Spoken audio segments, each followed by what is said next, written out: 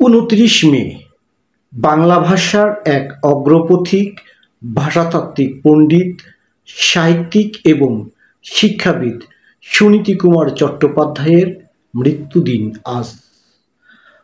1977 সালের আজকের এই দিনে তিনি কলকাতায় মৃত্যুবরণ করেন। তিনি শুধু ভাষাবিদ ছিলেন না, ছিলেন চিন্তার দার্শনিক এবং প্রগতিশীল বুদ্ধিজীবী। এই মহান মনীষী 1890 সালের 26 নভেম্বর হাওড়া জেলার শিবপুরে জন্মগ্রহণ করেন। সাহিত্যে তার অবদান অসামান্য।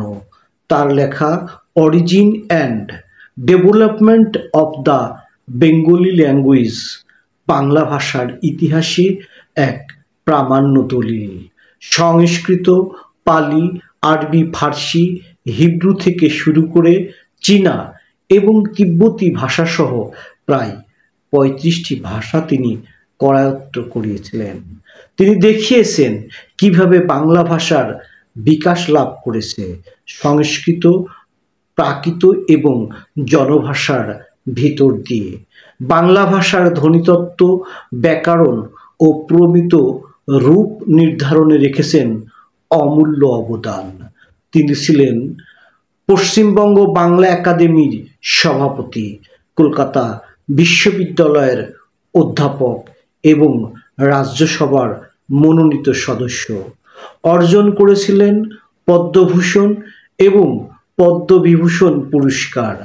ভারতের প্রথম সারির ভাষাতাত্ত্বিক হিসেবে তিনি আন্তর্জাতিক সম্মানও লাভ করেন। তার মৃত্যুদিনে আমরা তাকে স্মরণ করি শ্রদ্ধা ও কৃতজ্ঞতায়। তিনি আমাদের শিখিয়েছেন ভাষা শুধু কথা বলার উপায় নয়, ভাষা হলো আমাদের পরিচয়, আমাদের আত্মা।